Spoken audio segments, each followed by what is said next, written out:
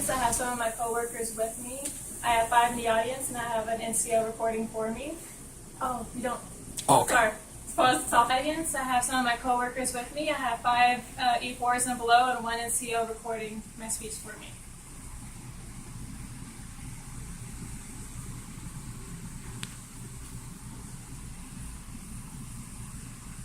Okay, today my speech topic is going to be about Fort Hood, the pros and cons. My name is Specialist Fleck.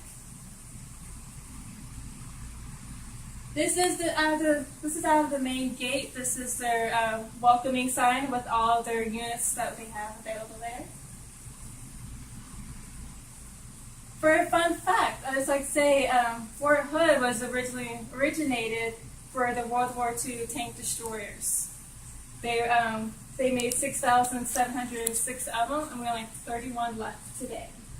This is also an article by Staff Ritter, if you'd like to get any more information on that.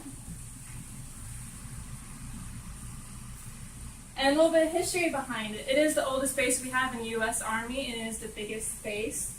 As it was built with, originated for World War II tankers, it was built in 1942, and is still current today, an active post. It is the biggest base because it is 1,509,000 acres.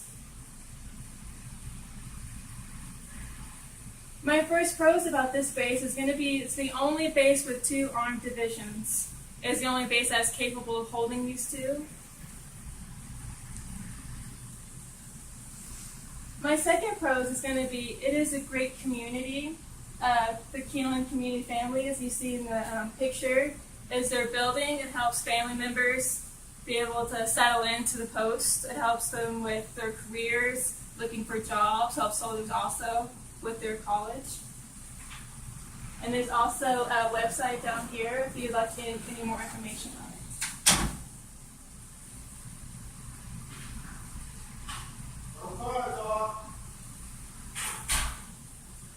To review on the pros, I like to say that it is an active duty base. They rapidly deploy a lot. They deploy more than any other U.S. Army post. And also, it's a great community. It is a big community, so they get along together a lot. They help each other out. Let's start off with cons now. If we talked about some pros, every base does have its pros, but it also has its cons. So I'd like to explain on Fort Hood. Some of the cons is going to be a lot of people they know about the active shootings that we do have there. In 2009, we had one of our majors had killed 13 soldiers out of nowhere. He just did it on his own. And in 2014, we had Specialist Ivan Lopez kill 3 and injure 16. He made a record for injuring the most soldiers. Another con, from my personal opinion, I feel security is weak there. Both the active shootings I just presented, they did show that there were signs before the shootings had happened that they felt they weren't safe to be there, safe to be in active duty, but they still let them keep going. To review on the cons, I feel like Fort Hood is ignoring their soldiers, ignoring what's going on with them. I feel like if they were to start seeing the signs, start taking risks, taking chances on them, active shootings would not be so high. Do we have any questions in the audience? Yes. What happened to the major and the specialist that killed the soldiers? That's a good question, Bets. The major is actually in prison right now. He's actually, they consider him to be a terrorist now. They didn't for a while, but with the reviewing evidence that they had towards him and emails that they received, they found out during his whole Army duty he was a terrorist. He never showed it. And now he's in prison for life. He is now actually trying to become an ISS member. He tried writing a vote to become one, and they're denying him everything.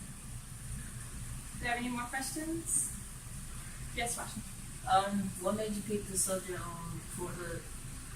I picked the subject on Fort Hood because as an active duty member, I feel like a lot of people see Fort Hood as a bad post.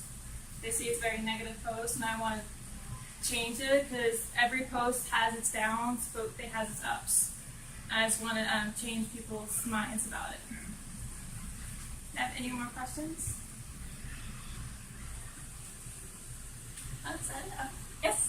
You mentioned that on Fort Hood the security isn't very effective. What do you think they can do to improve the effectiveness of the security on Fort Hood? I believe that in Fort Hood, since it is the biggest post we have in U.S. Army, I feel like we should have more MPs constantly surrounding the area. I feel like vehicle inspections should be more often. I feel like weapon security is not that great either. Maybe I've personally never been to Fort Hood, so I don't know if they're like Fort Carson, where if you live on post, you have to put your weapon in the arms room. I don't know if they're like that, but if they're not, they should be, because I feel like that keeps you more safer. Is there any more questions?